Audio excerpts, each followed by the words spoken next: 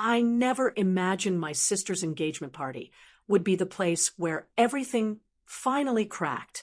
The lights were warm, flattering in that intentional way meant to make everyone look happier than they really were. Laughter floated easily across the backyard. Glasses clinked. Compliments were traded like currency. And then my sister smiled, tilted her head, and told the group that I worked clerical admin at the county building. People laughed politely. Someone raised a glass, like the explanation, wrapped things up neatly. My chest burned, but I stayed quiet. I always did. Then her fiancé turned toward me, not casually, not dismissively. He looked at me the way people do when something doesn't add up, like he'd seen my face before, but in a different context. So he said slowly, "What do you actually do there?" I didn't rush to answer. I didn't defend myself. I didn't correct anyone. Not yet, because my family has always loved tidy labels. The kind you can say quickly at dinner. The kind that don't invite curiosity. The kind that keep people comfortable. My name is Marin Hale, and for as long as I can remember, my family decided who I was before I ever spoke. My sister, Clara, was the remarkable one. Magnetic, driven, the kind of person who could enter a room and quietly make it about herself without trying. People leaned toward her when she spoke. My parents' faces softened when she shared updates about her life. And me, I was the courthouse one. That phrase followed me everywhere. Holiday dinners, birthday calls, passing conversations with relatives who barely remembered my age. "So you're still doing admin work?" they'd ask, smiling kindly. I'd nod. "Yeah, still there." And the conversation would move on. What they never noticed was how carefully I'd learned to disappear. Not because I was embarrassed, but because explaining myself never changed anything. Their eyes glazed over when I tried, especially Clara's. So I adjusted, I simplified, I shrank my words until they felt safe to hear. I learned early that my accomplishments unsettled people, especially my sister. So I rounded the edges and let them believe the smaller version of me. At home, the pattern never shifted. Clara spoke. Everyone listened. My parents leaned in when she talked about her career, her plans, her milestones. When I spoke, silverware scraped plates. Someone reached for wine. Attention drifted. It wasn't cruelty. It was habit. And habits are dangerous because they feel normal. There was only one person who ever noticed. My cousin Noelle. She paid attention to the late nights, the way my phone buzzed at strange hours, the way I carried myself, measured, careful, always alert. She never asked directly. She didn't need to. Sometimes she'd squeeze my hand under the table, like she was reminding me that invisibility wasn't universal. I told myself I didn't need my family's validation, that their opinions didn't matter. That was only half true, because every time Clara laughed about my courthouse job, something tightened inside me. Not anger, not yet, something heavier. By the time her engagement party arrived, I already knew the role I'd play.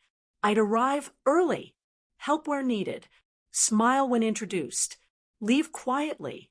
I didn't expect respect. I didn't expect curiosity. What I didn't expect was to be cornered by a question that refused to let the lie survive. The party was exactly what you'd expect from Clara, perfectly staged, excessively curated, string lights stretched across the backyard like a manufactured sunset, white florals everywhere, a banner with their names hung high enough to feel judgmental.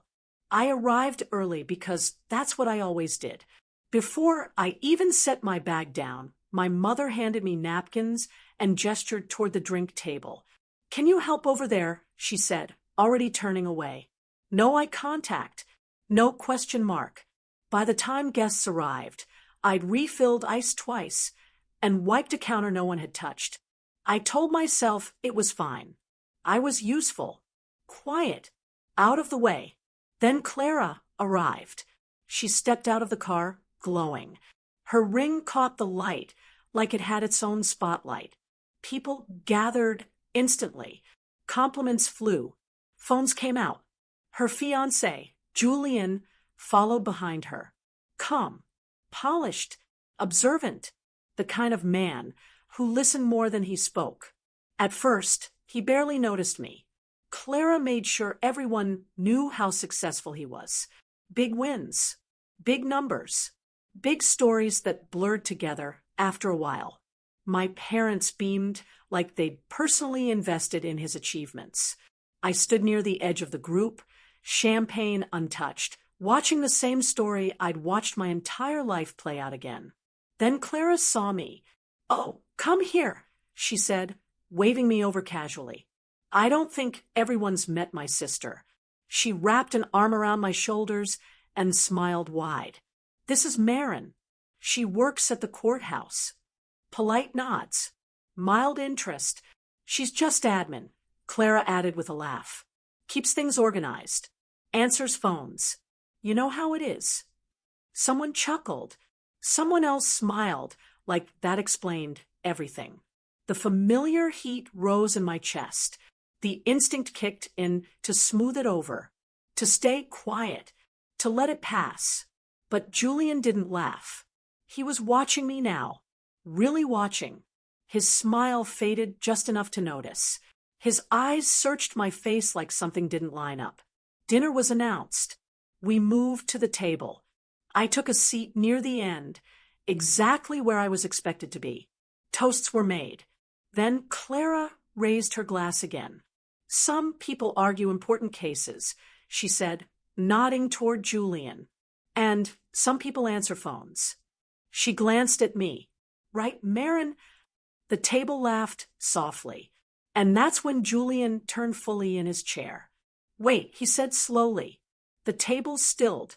"Marin, what exactly do you do at the courthouse?" Every eye shifted. The lie had nowhere left to hide. And for the first time in my life, I didn't rush to protect it. The question sat there longer than it should have. Not because it was rude, not because it was inappropriate, but because it didn't belong to the version of me my family had carefully rehearsed for years. Julian's voice hadn't been sharp. It hadn't been mocking. It was curious in the way people get when something doesn't match the picture they've been shown. "What exactly do you do at the courthouse?" No one spoke. I could feel every set of eyes pressing into me, waiting for the familiar response. The softened answer.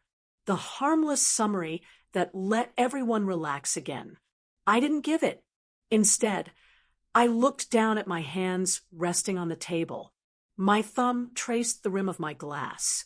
The wood beneath my fingers was cool, steady, real. Somewhere nearby, dishes clinked softly. The string lights hummed above us. Life continued, even as something inside me shifted. In that pause, memories flooded in. Every holiday, where I'd been handed tasks instead of questions. Every dinner where my work was reduced to a word that made people comfortable. Every time I'd chosen silence because correcting them felt more exhausting than letting it stand. I remembered standing alone in my apartment late at night, shoes still on, reviewing case notes under harsh kitchen light, preparing for another long day that would never be mentioned at the table. And that's when it landed. I hadn't been protecting my family by staying quiet. I'd been protecting the version of me they preferred, the smaller one, the one that didn't challenge their assumptions or disturb the balance they'd built around Clara. Across the table, my sister smiled, too tightly. Her jaw was clenched, her eyes sharp. She could sense the shift, even if she didn't understand it yet. My mother stared at her plate, like the answer might be written there. My father lifted his glass, then paused midair, uncertain. Julian didn't rush me. He just waited, not impatient, not amused, present. The old instinct whispered at me to soften it, to give them something vague, to keep the peace one more time. But another feeling rose up instead. Calm, steady, clear. This wasn't about embarrassing Clara. It wasn't about proving anything. It was about refusing to disappear. I straightened slightly in my chair and set my glass down. The sound was quiet, but it cut through the stillness. I didn't raise my voice. I didn't smile. I didn't explain. I said one word, Judge. It landed gently, almost politely, but the effect was immediate. The air shifted like someone had turned off background noise no one realized was there. Forks paused halfway to mouths. Conversations died mid-breath. Even the string lights seemed louder in the sudden quiet. For a moment, no one moved. My mother's face drained of color. So quickly it startled me. Her lips parted, then closed, like she was reaching for a sentence she'd never practiced. My father blinked hard, his hand tightening around his glass before he carefully set it down, as if it might shatter. Clara laughed. It was sharp, brittle. "Oh my God," she said, waving her hand. "Very funny." I didn't look at her. Julian hadn't laughed. He leaned back slowly, studying me like pieces were clicking into place in his mind. "Judge," he repeated quietly. Then his eyes widened just a fraction.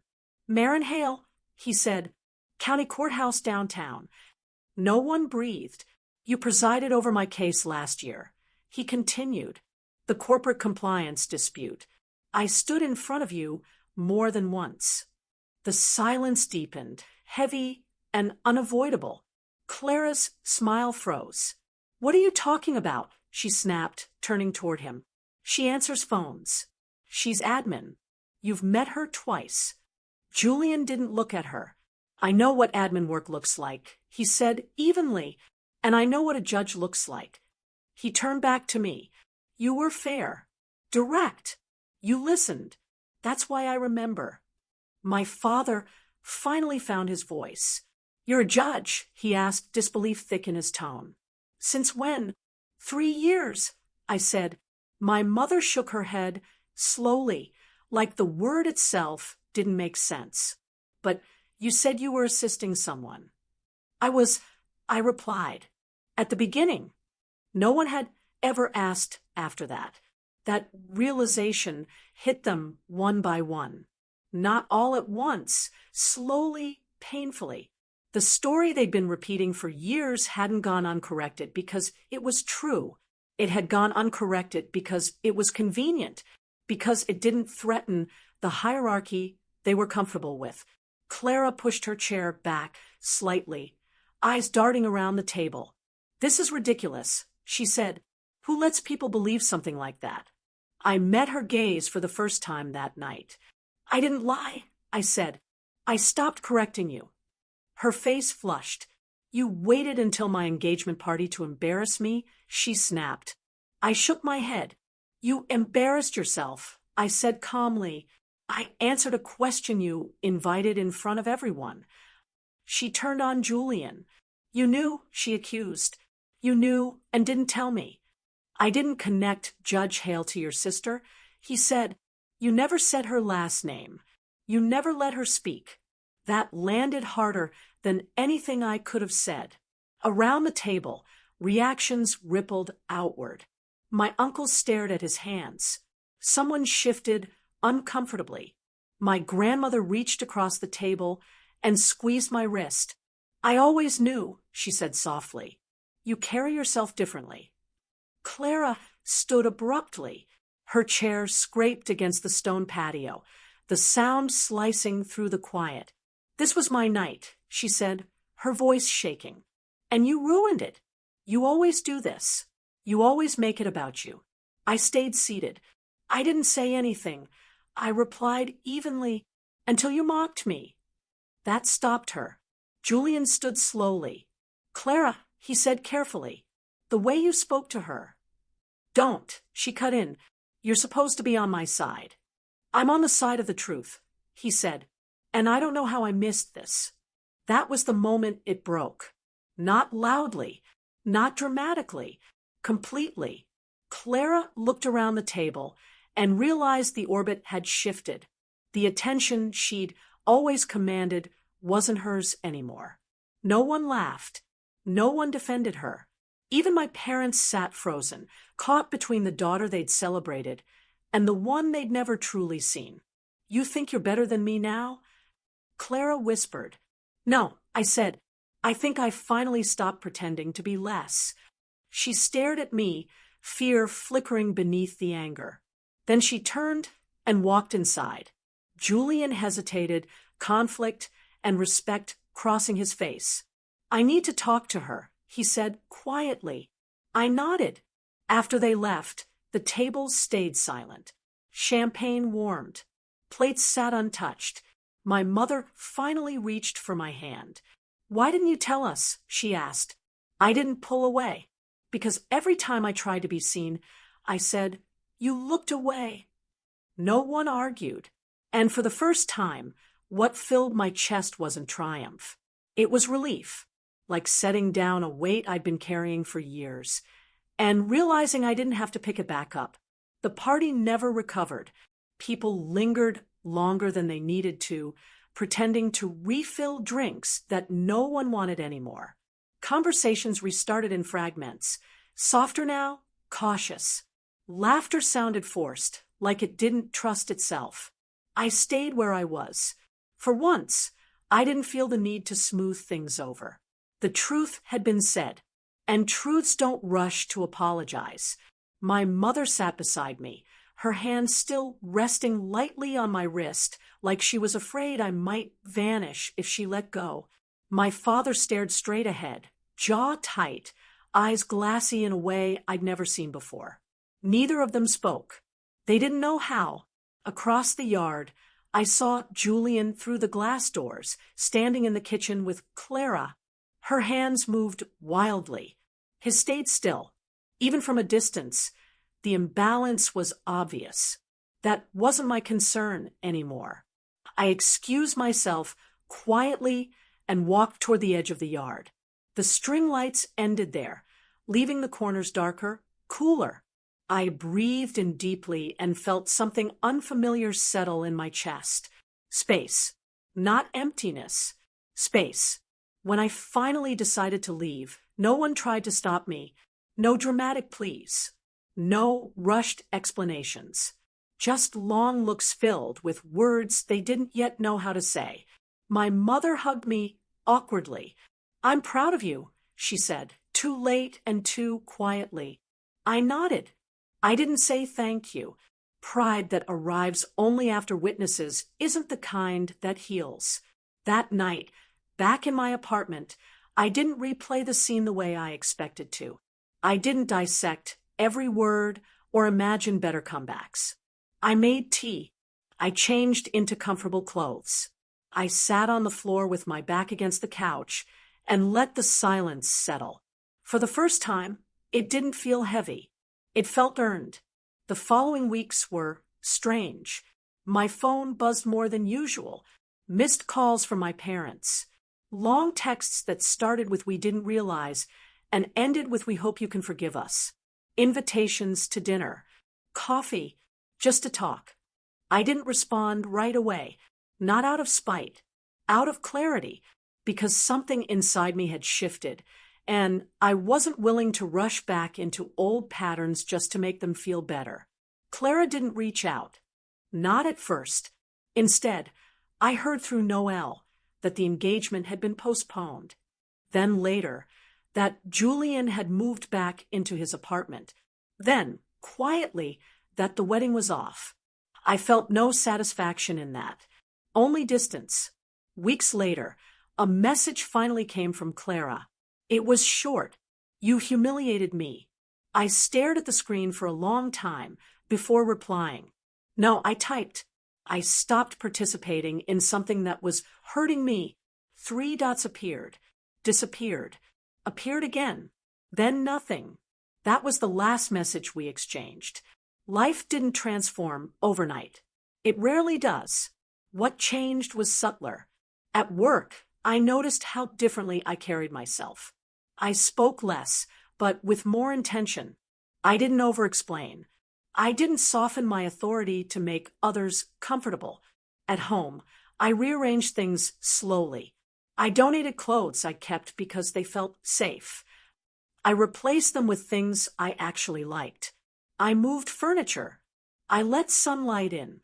I began to understand that invisibility hadn't just been something my family imposed on me. It was something I'd learned to perform, and unlearning it took patience. My parents eventually invited me to dinner again. I agreed, on my terms. Neutral location.